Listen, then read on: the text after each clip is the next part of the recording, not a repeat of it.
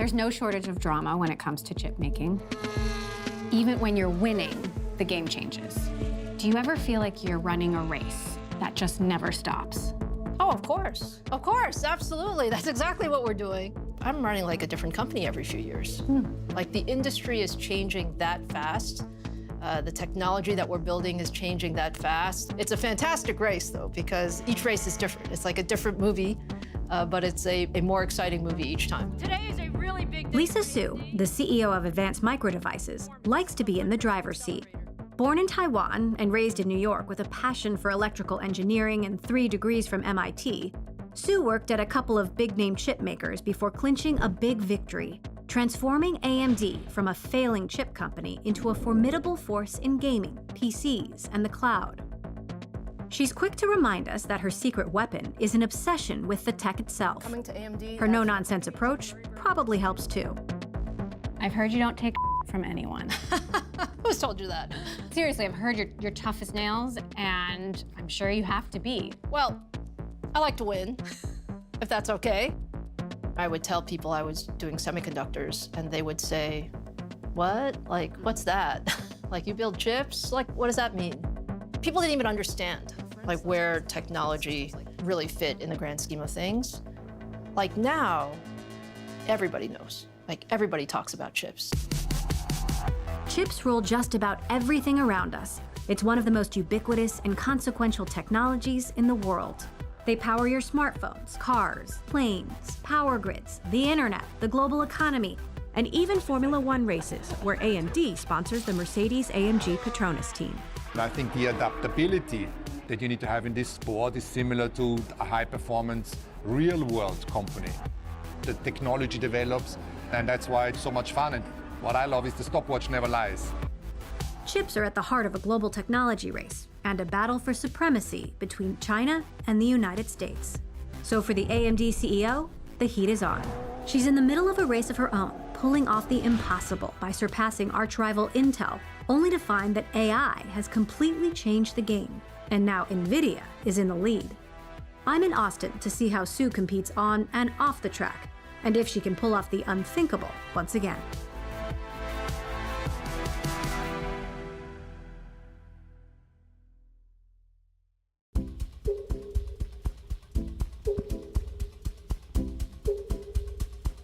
Hello, hello. Thank you so much for doing this. Oh, thank you. Thank you for coming. So the first thing we did when we got here is we went to your lab and your engineers made us this chip.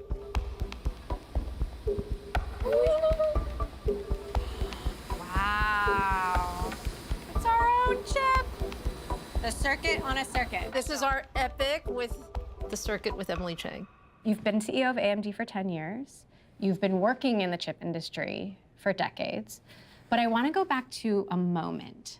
When did you first hear that you were going to be CEO of AMD? It's a phone call you get from your chairman of the board. And he said, Lisa, can you talk? I'm like, sure. And he goes, it's time. And I'm like, time for what? He said, the board has made a decision and they would like you to be the next CEO. I said, okay. Well, how did that feel? Because it was a tough time. AMD was trading at $2 a share. One guy said it was deader than dead. What made you think you could prove them wrong? The opportunity to be CEO of AMD, it was truly like a dream come true. It's like, wow, okay. Like you think that maybe you can do this? And here you're gonna have the opportunity to lead a major semiconductor company on, yes, you're right, it wasn't the best time, but I was pretty confident that we had the right pieces. They just needed to be put together in the right way. AMD was founded in 1969 by executives from Fairchild Semiconductor, the famed company that pioneered integrated circuits. Founder Jerry Sanders was famous for saying, "Real men have fabs. Those are the plants that manufacture chips." AMD started off as a memory chip maker like Intel and followed its larger rival into new markets, but always struggled to achieve the scale and performance Intel enjoyed.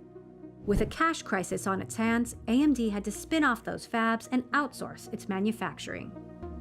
A sign of the uphill battle Su was facing, few believed AMD would make it until she started making her moves. Now AMD stock is trading in a totally different stratosphere. Was there a moment along the way where you really saw AMD turn a corner? Probably the most important moment for us was the launch of our new architecture, the launch of Zen. You'll hear us talk about Zen a lot. Zen was our clean sheet design to really design the next generation architecture in CPUs for the next decade. AMD's main competition in designing the best chips comes from two players, NVIDIA in graphics processing units, or GPUs, and Intel in central processing units, or CPUs. A CPU is the Swiss Army knife of semiconductors. They run operating systems and programs, retrieve files, and are generally the heart of a computer. A GPU, or graphics chip, is much more specialized. They were designed to do multiple small calculations simultaneously. That parallel processing makes them ideal for AI. The new Zen architecture put AMD back on top and gave it a range of chips capable of taking market share from Intel. You proved the naysayers wrong. That has to feel like vindication. Like, do you ever just like shut the door and go, yes, all by yourself? I don't know that I do that, Emily. Those first few years were more about just stabilizing the company and getting ourselves on a good roadmap. And then we went through a period of just tremendous growth around the portfolio. And now we're in the AI world. This current AI wave is moving so fast.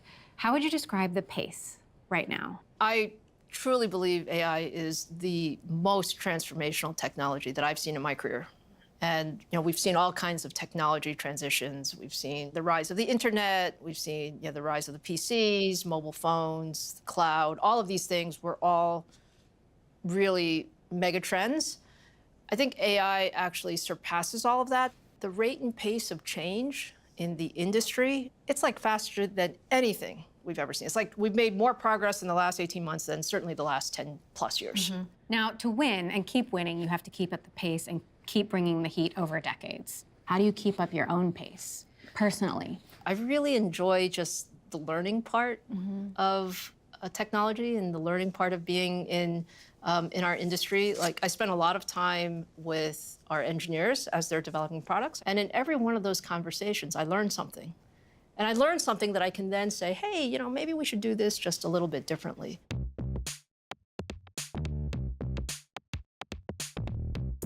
I come here for two reasons. I come when there are good things, because I want to be able to see some of the new technology myself. And then I come when there's a problem. And when there's a problem, I'm here to cheer them up. To cheer them up, not to crack the whip? No, because at the end of the day, these guys love what they do. I've heard you make some late night trips to the lab. I've done late nights, I've done weekends. I don't want to surprise them. It'd be too much of a surprise. I can't just pop in. You might have a heart attack. That's right. I'm going to show you some of our latest tech. This is a gaming chip. We're pretty sure when it launches, it will be the fastest gaming chip in the world. What makes you think this is the fastest gaming chip in the world? It has a special technology, which we call X3D, which puts memory really stacked on top of the processor. So it's phenomenal for gaming. The fastest gaming chip in the world. Does it look like it? Who would know? She would. We talked a lot about AI. Yeah. You need to at least see the technology. I want to see it. So let's take a look here. Bring it on. Yeah.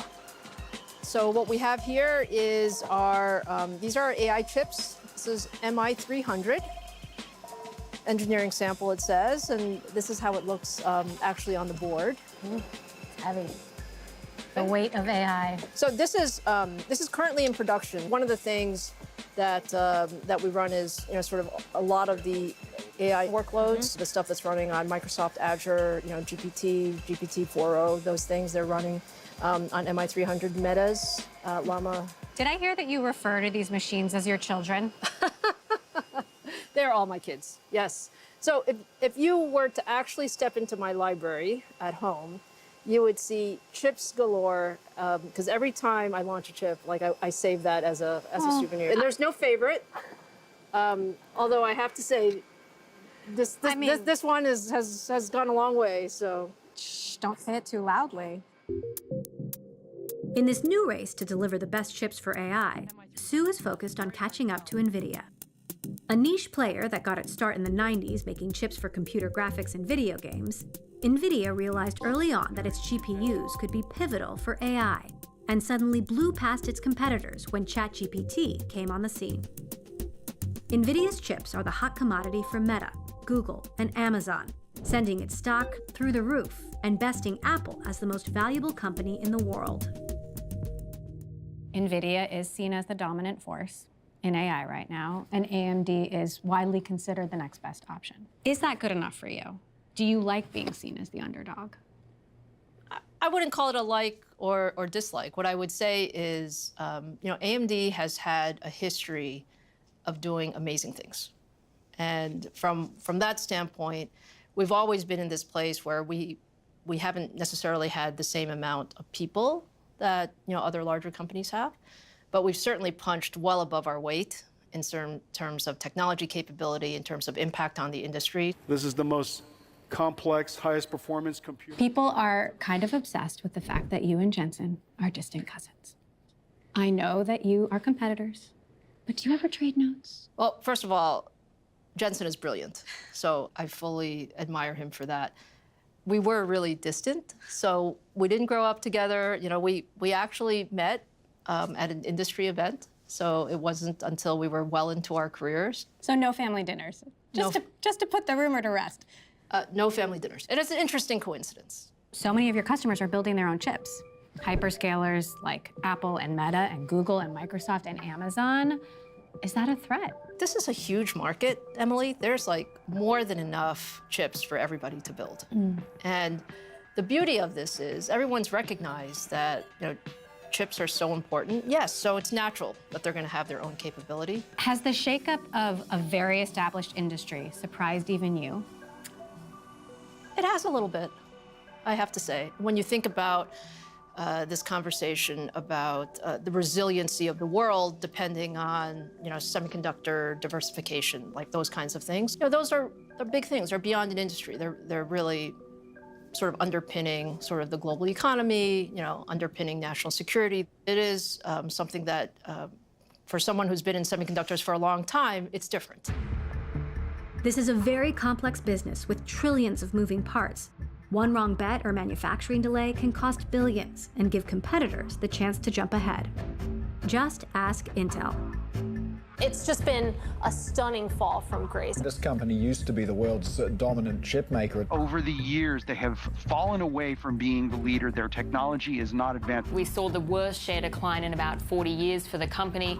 They gave a very grim growth forecast. They also made or announced plans to slash 15,000 jobs. They've always been on the brink, and they always seem to find a way, but we've never seen anything like this. Back in San Francisco, I wanted to get perspective on the changing dynamics of the chip industry from Bloomberg reporter Ian King, who knows the stakes better than anyone else. Explain the pace of the chip industry. Does it feel like a race to you? It's absolutely a race. It's a murderous race. You fall behind, you are in big trouble. For decades, Intel had more resources than anybody else, more revenue, and was way ahead. It set the agenda. Takes 5 years off, basically made some bad decisions that it shouldn't have made, and now we're in a position where they might never catch up again, right? The train does not wait for anybody. What do you think Lisa's legacy will be? It's already cast in stone, right? They're going to build a statue of her because she took a company that was an also-ran that used to get laughed at, almost made a difference, right, AMD, and made it a significant provider of cutting-edge technology, a serious company, one that people believe in and trust, and she did that. Are we trading the dominance of one company for another? The direction for the industry was set by Intel for decades. Right now, the whole AI thing is built on NVIDIA. NVIDIA is coming out with software, new chips, new services faster than anybody else is, and everybody's just following them because that's the easy thing to do. At a certain point, they become utterly pervasive, and then the cost of replacing them becomes difficult. So what does AMD have to do to catch up? Depends what you mean by catch up, right? This industry tends to have a very strong player, number one, in each market, good number two, and then a number three where you're like, why are you bothering? At the moment, AMD is a solid number two. and doing well. They have billions of dollars of revenue from this AI accelerator that they didn't have last year. So they're doing way better, but compared to the tens of billions of dollars that Jensen's bringing in at NVIDIA, they're a long way behind. Let's talk a little bit about the geography. How did the chip industry become so concentrated in Taiwan? The industry is concentrated in South Korea, in memory, in Taiwan with logic manufacturing. Intel used to sneer at them and say, outsourced manufacturing in semiconductors doesn't make sense. It's not practical. It'll never be as good as we are. Guess what? It's way better than they are right now. It's enabled NVIDIA, it's enabled AMD, and a host of other companies that could never compete with Intel to do more than compete to win because it's providing the best manufacturing in the world. However, this has created a very geopolitically difficult situation. Taiwan is at its closest point about 100 miles away from the coast of mainland China, as you know. China regards Taiwan as a rogue province and part of its sovereign territory. That tension has existed. The US has been the guarantee of Taiwanese safety. With chips becoming more and more important geopolitically, and we've seen that tension arise, obviously there's concern that maybe China takes a strategic look at Taiwan in terms of taking hold of it. Will silicon ever move back to Silicon Valley in a meaningful way? Like, will chip manufacturing come back to the US? I think we will see chip manufacturing back in the U.S. I think we should recognize, though, that the semiconductor world is global. Like, that ship has sailed. Was moving manufacturing abroad a mistake? In hindsight, I think we would have been happier if there was more manufacturing in the U.S. American manufacturing, the backbone of our economy, began to get hollowed out. Companies moved jobs overseas. Today, we're down to producing only around 10% of the world's chips, despite leading the world in research and design of new chip technologies. The US government is considering capping exports of your chips and NVIDIA's to other countries. Is that the right call? The technology that we're building is some of the most powerful chips in the world. And so we totally get that there's a national security element of it. We want there to be as open a market as possible while still taking into account, the national security interests. And it's a give and take. Do you worry about the future of Taiwan? We all worry about ensuring that there is resiliency in the supply chain. So put China and Taiwan aside. A few years ago, we had, a big storm in Texas, and things were out for a few days. That's geographic concentration that you want to make sure that there's resiliency for. You were born in Taiwan, and I know you go back to your hometown often. What's your favorite thing to do when you're not visiting fabs? I really do love Taiwan. And I was born in Tainan, so it's a small city in the southern part of Taiwan. Actually, I was just there not too long ago to visit family. And we have a big family. My dad had 9 siblings, and my mom had 6. So it was a big family. So there are lots and lots of cousins and aunts and uncles and all of that. And so, yeah, it's just fun to kind of be a part of that. Everyone's curious about the habits of super successful leaders. What are your go-tos? What's in your daily routine? Well, this morning I was up at 6:30 boxing, so that's in the daily routine. You need to have energy when you start a morning. Heck yeah. A day is either, here in the office or it's on the road. But when I'm here in Austin, it's a good day. When the pace is relentless and perfect execution is the only option, sometimes you need to take your foot off the gas and watch another team compete for some inspiration. Formula One is the most technologically advanced motorsport in the world, and AMD's chips give the Mercedes F1 team an edge in the competition. Sue is giving us a front row seat to the action because, well, she likes fast cars too. We have a lot of Porsches in our family. That's our thing. One of the things is all of my cars have our product names on it. So I have a Ryzen, and I have an Epic, and I have a Radeon, and I have an Epic 2. That's amazing. Yes. I heard there's an AMD color way. There is a color palette. The Epic color is graphite blue metallic, and it's a gorgeous color. And that's the color of your Porsche. It is. That's epic. When you look at a car, an F1 car, does it look like a computer on wheels to you? It absolutely does. It's actually even more than that. I mean, the car itself is just one piece of the equation, right? What's so amazing about the entire Formula One technologies, it's the car, but then it's also just everything behind it that helps get the car ready. I mean, it's filled with chips and sensors. I love the fact that, Toto actually keeps us informed about how things are going. And, it's great that our technology helps them make some of those adjustments. At Formula One, along with star driver Lewis Hamilton, Mercedes racing boss Toto Wolff is an institution.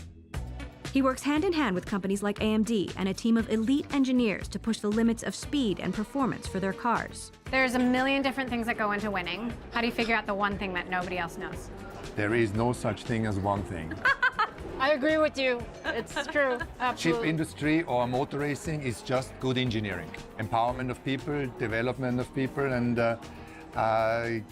giving them the tools to come up with good ideas and make them reality. Speaking of the technology, how do you think AI is going to change racing? Engineers would always say the weakness of the car sits between the steering wheel and the engine because it's irrational. It has good and bad days. This human interaction is difficult to replicate because it's an infinite amount of data we generate. The driver has so many sensors.